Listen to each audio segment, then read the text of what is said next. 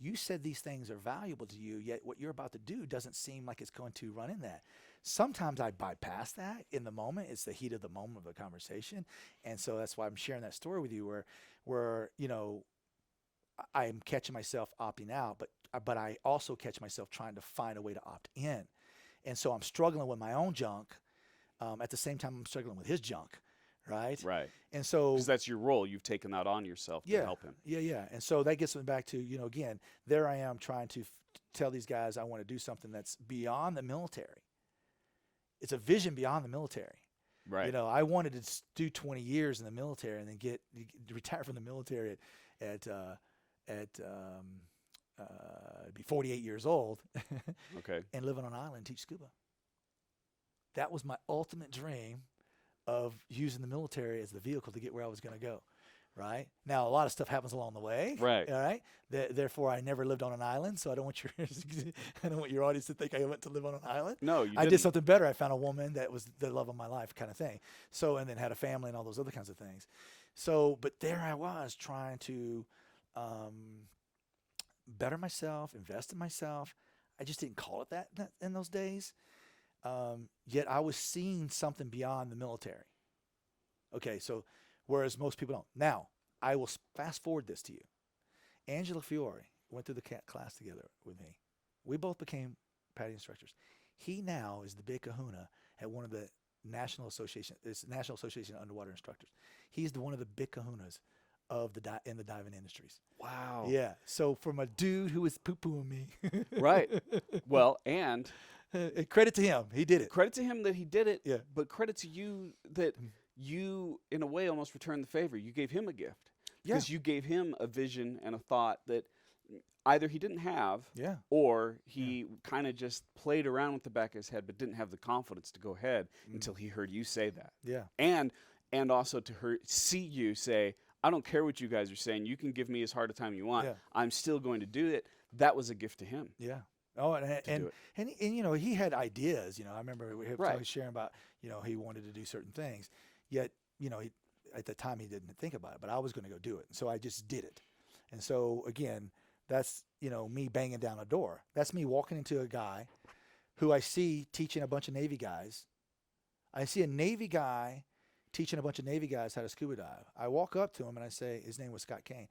I said, hey, Scott, what's this deal here? He said, oh, I teach scuba lessons. Da, da, da, da. I'm like, oh, wow. Is there a way I can? He says, sure. Now, I paid my money and did my due and carried my scuba tanks and carried his scuba tanks and did the hard work that you got to do it. But we did it and we passed it. And again, I'm just saying there's some beautiful things out of that where ultimately my dear friend now, Angelo Fiore, he is a big kahuna in the industry, right? Well respected in the industry. And so that's just me saying that's to wrap it back. That's me giving you an example of me being positive, me being invested in myself, me saying, hey, it's half full, me not necessarily stopping and thinking about any kind of repercussions in any kind of way, right? I just wanted to do it. Yeah. And so I was going to go do it. I love it. You've lived such a rich and full life, and there's so much more that you've done outside of the military. Oh, yeah. I do want to ask you one more question around that, though, 'cause, and we're not going to get through all the stories of your experience. I'm going to put you on the spot here in this interview. I still want you to write a book just about your life story. Oh, that's funny.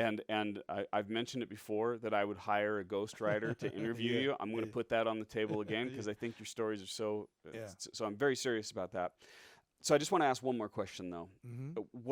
Is there a moment from that time in the military, or is there a lesson that you learned from an instructor or from someone else that you replay regularly in your head and it still influences the kinds of decisions that you make? Do what you say you're going to do when you say you're going to do it. Well, that sounds familiar.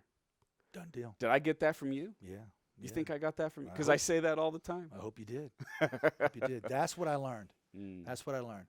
The second big thing I learned, right, is when you screw up, admit you screwed up, and then find the plan to fix it. Wow. So when you walk in the door, you know you screwed up. We all know when we screw up, right? There's no secret to it. Yeah, Was there a time that you screwed up and you had to do that? You had to own oh, up to I've done it? it many times. Like I said, I'm talking about in your military oh experience in yeah, oh yeah, particular. and I don't even want to get into those stories. Those stories are crazy when you bring those up. I don't want to get into those things. Okay. But yet, those were the moments when I learned from the older guys, the chiefs and stuff, where they said, I had one chief that said, I remember I did something and I got caught doing it, and it wasn't the right thing to do, and I started to try to explain my way out because, as you said earlier, I can sort of maneuver and move things. Shut it down. I do not want to hear that. I don't want to hear your excuse. I want you to tell me you effed up, and then I want you to tell me there's a plan. So, if you're not ready to do that, walk back out that door. And when you walk back in that door, be ready to say that you effed up and then have a plan. So I'm looking at him and I'm like going, well, I'm not ready to say, I don't know what, I'm still processing. I got to admit that I effed up, right? Yeah. And then I'm like, I don't have no plan. So I turned around and walked out the door, right?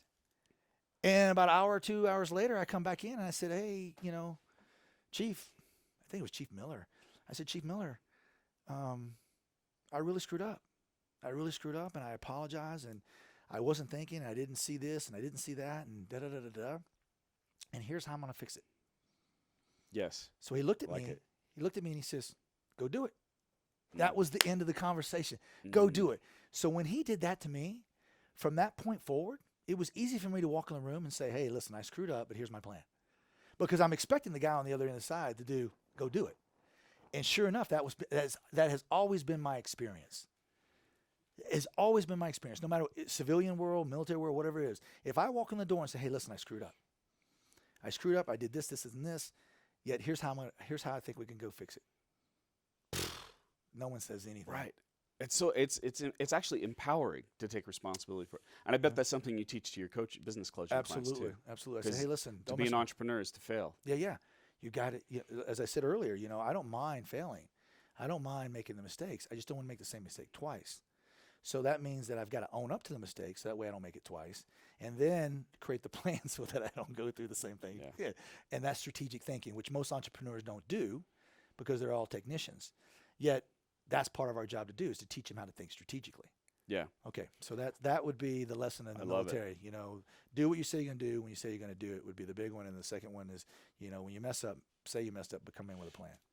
If you liked this video and want to listen to the full episode, go to your favorite podcast app and subscribe to the Dave Crenshaw Success Project. You can also find all the full episodes at SuccessProject.Show.